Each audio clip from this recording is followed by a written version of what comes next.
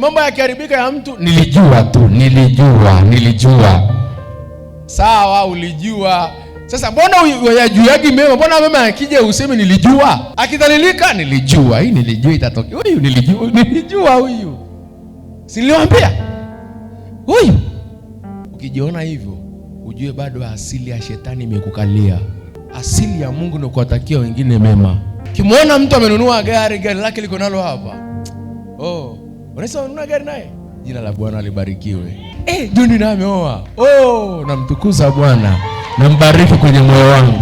Mwingine ndoa ya jana imevunjika. Nilijua. Wengi tunajuaga mabaya, tunatabiri tunajifanya tulitabiri nini? Yale mabaya yatoke. Mbona sasa kama tunasema nilijua, mbona usisemagi nilijua yale nini? Mbona hamna zuri lisema nilijua tu yatafanikiwa? Mbona ni wachache wanaosema nilijua utafanikiwa? Mbona wengi wakifeli nilijua itatokea? Huyo mbio zake nilijua zinaishia tu pale. Yeye anajifanya mwombaji. Nilijua tu huyu atarudi kwenye pombe. Kama ulijua hilo jambo, kama kweli ulijua, kama sio upambe, ule kuchukua hatua ukapiga magoti kumwombea. Matokeo yametokea. Ulijua nini? Nabii wa uongo tu. Wenzako mwambie usio na tabia hizo. Hizo ndo dalili za nabii wa uongo. Na mwambie hizo ndo dalili za asili ya shetani ndani yako.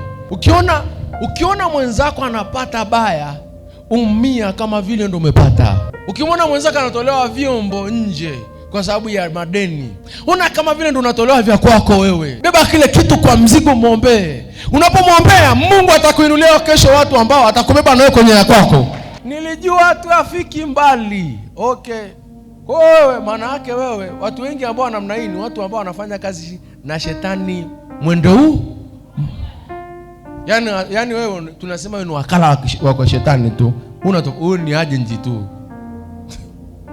Kwa sababu gani? Kwani usijue mema? Ule kusikia mtu akisemaga katika mama mema nilijua atafanikiwa. Akifanikiwa tunasemaje? Anajifanya. Lakini akifeli nilijua. Huyu chumba. Zile mbwembe sijui love you nilijua haiendi mbali. Inawezekana kweli ulijua. Kuna kujua kweli. Lakini ulichukua hatua gani ya kuombea? Ulichukua hatua gani? Mfano nikikuta huduma, mimi niombe kweli, nikikuta kanisa ambalo linafungwa au kanisa ambalo lilikuwa kubwa alafu limeshuka, najisikia vibaya kuliko mtu unavyofikiria. Nawaambia ukweli, mimi ni mtumishi. Nikionaga watumishi wenzangu Mungu akiwainua, nasikia raha. Sema tu nitajisikia vibaya nikimkuta mtumishi ambaye Mungu amemuinua alafu ana kiburi. Mtumishi ambaye akiinuliwa alafu ana kiburi, yani sitakata mazoea naye. Lakini nikimkuta mtumishi wa Mungu ambaye ameinuliwa, ameinuliwa, Mungu anamtumia, nasikia raha, nasikia kumwombea. Hata kama simjui, hatujai kuonana, nasikia tu raha kwa sababu ni kazi ya Yesu na Yesu yuko ndani yangu. Inatakiwa niwe na upendo, niwe na furaha na ile kazi njema. Sasa kuna wengine wakikuta kanisa la Mungu ameinua mtumishi, huyu ataanguka tu, ngoja. Nikikutaka mimi kanisa limeshuka, mtumishi alikuwa na neema, anatembea na neema alafu ameshuka, najisikiaga vibaya sana. Naomba ukweli kutoka ndani ya moyo wangu. Kuna mtumishi mmoja nilikutana naye Arusha. Nilikuwa kwenye shughuli fulani ambayo ilikuwa imetukutanisha pale Arusha. Nikamwambia neno moja. Tuko tumekaa tunaongea. Mungu amemwinua sasa hivi kwa sana hapa Arusha. Mungu anamtumia. Nilimwambia kwa uwazi. Kaongea mengi, nikamwambia ni wakati wako hapa Arusha. Simama katika nafasi yako. Haya ni majira yako. Nilimwambia kutoka ndani ya moyo wangu. Nilimwambia haya ni nini? Haya ni majira yako, kwa sababu ninachojua Mungu huwa anaachilia kitu kinaitwa nini? Majira na nyakati. Nikamwambia ni majira yako, yatumie vyema, usiharibu. Tembea nayo kwa sababu ni majira yako Bwana amekupa. Aliwainua wengine wakatembea katika majira yao, wakamaliza muda wao, Mungu akamtambulisha mtu mwingine mjini. Nikamwambia ni wakati wako, tumia vyema. Nilifurahi kwa sababu naona kazi njema. Na kijana wangu alitupiga picha yake yuko kwenye kumbukumbu. Haleluya. Alisikia furaha sana. Wakati tunaondoka, hakutaka hata kuniachia, akanishika mkono, mvua ilikuwa imeshuka. Ile nilikuwa kuna kuwepo na nini? Walikuwa na nini cha kukinga mvua. Wakati tunakimbia akanishika mkono, hakuamini kwamba nitamwambia maneno kama mazuri kama yale. Kwa sababu gani? Hii ni kazi ya Bwana. Ameinuliwa. Kwa nini moyo wangu uumie? Natakiwa nisubiri nini? Wakati wa kwangu. Kwa nini uumie mwenzako akipata kazi? Kwa nini uumie mwenzako akiolewa, akioa? Nataka wakati ukiona mwenzako yuko anabebwa ile vigelegele, anakuja kufunga hapa harusi, ampatanisha na mbegu yako, mwambie Mungu nakushukuru maana umemkumbuka Janeti. Na mimi ninakuomba katikati ya baraka hii hapa, na mimi na uhitaji nao, Bwana na mimi nikumbuke. Lakini cha ajabu ndio utawakuta watu wa kanisani. Na watu wa kanisani wamekuja kwa wachawi wa hatari. Ndio unawakuta watu wa kanisani anaingia kwenye mfungo kumwombea kama Bwana ishivyo. Na hii ndoa ife, hii ndoa ife, hii ndoa ife, hii ndoa ife. Wasio na amani. Sasa unatofauti gani na mchawi ambaye anawanga?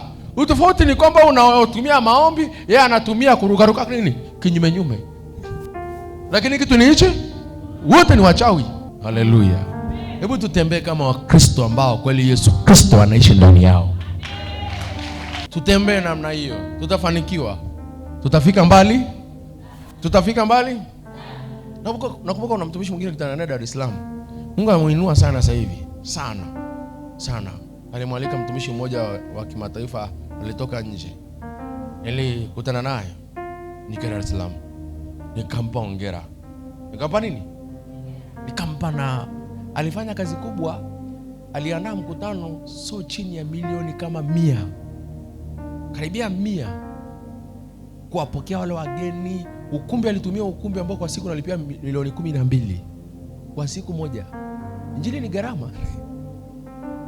Kwa siku moja milioni 12. Kuna magari ya kukodisha kuwachukua wale, kuna hoteli. Nafikiri hoteli moja ambayo nafikiri mtumishi alikuwa analala, nafikiri sio chini ya 500,000, 7 au milioni kwa siku. Sio chini ya milioni. Sio chini ya milioni kwa siku. Sina uhakika, lakini makadirio tu kulingana na hoteli yenyewe ilivyo. Sio chini ya milioni au milioni 2. Alifanya kazi kubwa ambayo niliogopa. Anika kijana kadogo. Nilimfuata mwisho nikampigia sala yote, nikamwambia kazi yako njema. Mungu akubariki sana. Jifunze kuheshimu kazi ya mwingine. Iombee, ibariki, afuambie Mungu na mimi nikumbuke. Nilimfuata yule kijana. Ni prophet mmoja Mungu amemuinua sana yuko Dar es Salaam. Mungu amemuinua sasa hivi sana. Baada ya kufanya ule mkutano, alitoa sio karibia, nilipiga mimi makisio karibia milioni 100. Na kipindi hicho huduma yake jaa kubwa hata nilikuwa na watu kama 200 labda. Alifanya kitu kimoja ambacho kilikuwa kizito. Mwisho nilimfuata yule kijana, nilimwambia, nikampigia saluti. Kijana tu mdogo. Nilimpigia saluti. Nikamwambia kazi yako njema. Na Mungu akamwacha. Sasa hivi Mungu amemuinua huduma yake baada alitoa sadaka ya kubwa sana. Mungu alikuja kumuinua sana. Sasa hivi Mungu amembariki kweli kweli. Anatembelea magari ya milioni 300, 400, 500. Mungu amempa neema sio kawaida. Lakini alijitoa. Alitoa sadaka ambayo ni nzito. Sijui alitoa wapi, I don't know. Lakini ninachojua ametoa. Lakini nilichokifanya appreciate alichokifanya. Shida ya watu wengi hatuna tabia ya kukubali kazi ya mwingine. Bali tuna tabia ya kukosoa na kutaka kuua. Alafu tuko makanisani, Baba nibariki katika jina la Yesu. Roho inazuia, roho ya kwanza inayokuzuia. Piga hiyo roho ya wivu ndani mwako. Piga hiyo roho ya chuki ndani mwako. Piga roho ya wivu ndani mwako. Kuna wakati mwingine tunashindwa kupokea kwa sababu ya tabia ambazo zimekaa ndani yetu. Unamwombea mabaya mwingine kwenye mafanikio yake, alafu unamwomba Mungu wa mafanikio akupeje. Unaona mwenzako amebarikiwa. Wakati mwingine nenda kwenye mimi niliye kumfuata mtumishi mmoja, alikuwa anakuja mlimani. Kipindi hicho sina hata gari. Nakumbuka kipindi hicho sina hata gari. Alikuwa anakuja na VX, magari makali na Range. Anakuja anakaa anaomba. Na kipindi hicho nilikuwa nakuja mimi namaliza huduma huku. Nikimaliza wakati mwingine nashika gari. Wakati mwingine nimeombea watu karibia 1500 2000. Nimeshika gari na mkono hii hapa. Tukiwa CCM. Tunatembea na bomba mpaka Arusha. Na nimechoka vibaya mno. Nikamwona mtumishi mmoja, nikamwambia Mungu, kwani usinikumbuke na mimi? Nika najisikia vibaya, lakini nika najua wakati wangu utafika tu. Nikawa nafanya zoezi moja, nikimaliza kuomba naenda kule uwanjani sehemu wanapopaki magari kwenye ule mlima. Namaliza ambia Mungu, nakushukuru maana VX yangu imepaki pale. VX yangu imepaki. Nilikuwa napenda sana VX. VX yangu ifaje? Siku moja nikutana na yule mtumishi ndo anashuka. Nikamsalimia. Bwana Yesu asifiwe, mtumishi wa Bwana. Kaambia napenda magari ulionayo. Nikachukua 10,000. Naambia Mungu akubariki, na mimi najiunganisha hata na mimi nikagusa ile gari. Bwana anikumbuke. Sio unaanza kumsema mtumishi vibaya. Bwana tembelea ma VX tu. Bwana tembelea magari. Kubali matokeo ya mwingine, baraka ya mwingine, iheshimu ile baraka, iombe ile baraka, afu jiunganishe nayo. Leo na mimi napaki pale VX.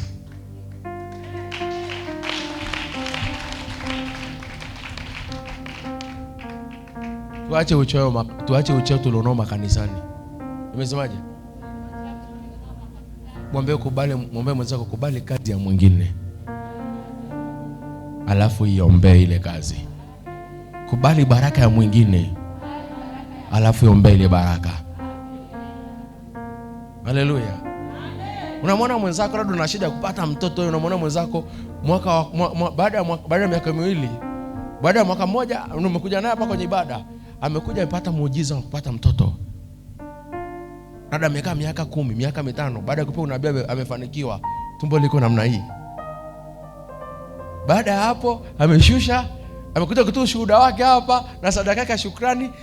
Baada ya miaka 2 tena wewe hata moja ijaingia. Usianze kumnukuu vibaya na kumchukia na kumsema kwa mabaya. Mwambie Mungu, nenda mfuate yule mtu na wewe kumbatia. Mwambie Mungu, hapo mkumbatia huyu mtu na mimi nikumbuke. Namwambia ubarikiwe. Ufahaje? Nasikia furaha ninapokuona mjamzito. Na mimi naomba Mungu anikumbuke alivyokukumbuka. Alafu namwambia hebu shika hii hapa leo kale unachokifurahia.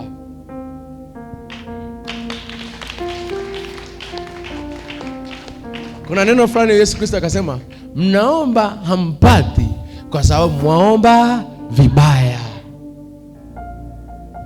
Unakuta kwenye maombi ya mtu kinachotangulia ni hila. Hila ikikutangulia, Mungu hawezi fungua mlango wa kitu ambacho na mfano moja mzuri. Mfano unaweza kukuta mwingine unapinga baraka ya mwingine, unasema Freemason, huyu mchawi. Na wewe ujinga, nashukuru Mungu watu wengi hapa wewe ujinga umeshawatoka. Mtu amefanikiwa, haikuhusu mafanikio yake ametoka wapi. Pambana na yako wako. Pambana. Wewe umeona mtu amefanikiwa hata kama ni katika Mungu, au katika shetani, vivyo atakao amefanikiwa, haikuhusu. Lakini tuseme katika Mungu. Umeona mwenzako amefanikiwa katika Mungu, umekuja naye hapa. Mko pamoja hapa mnasali. Mungu ameanza kumuinua, sasa hivi biashara zimefunguka, maisha yake yabadilika. Yaani kila kitu kimebadilika. Sio na wivu. Mfuate. Mwambie nafurahia mafanikio yako. Mwambie nakuombea Mungu akuinue zaidi. Ila na mimi nikumbuke niombee.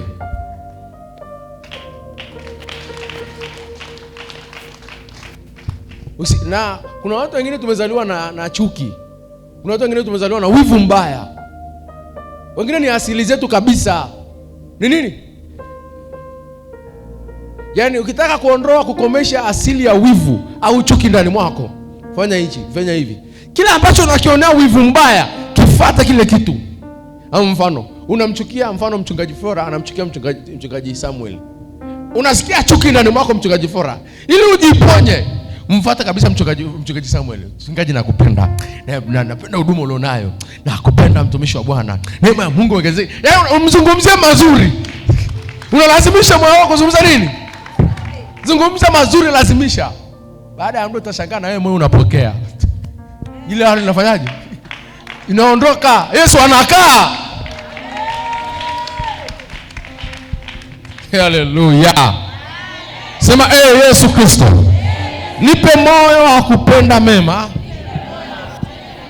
Nipe moyo wa kupenda mema. Nipe moyo wa kupenda mema. Niondolee moyo wa kupenda mabaya. Kwa watu wengine. Nipe moyo wa kupenda mema. Kwa watu wengine. Niondolee moyo wa chuki. Moyo wa wivu. Asili yoyote ndani yangu. Ya wivu mbaya. Chuki. Itoke nje. Kwa jina la Yesu. Amen. Mungu akupe moyo wa kupenda mema kwa watu wengine. Amen. Lakini akuondolee moyo wa kupenda nini? Mabaya kwa watu wengine. Akupe moyo wa kupenda mema. Upende mema ya watu wengine. Lakini akuondolee moyo wa kufanyaje? Wa kupenda mabaya.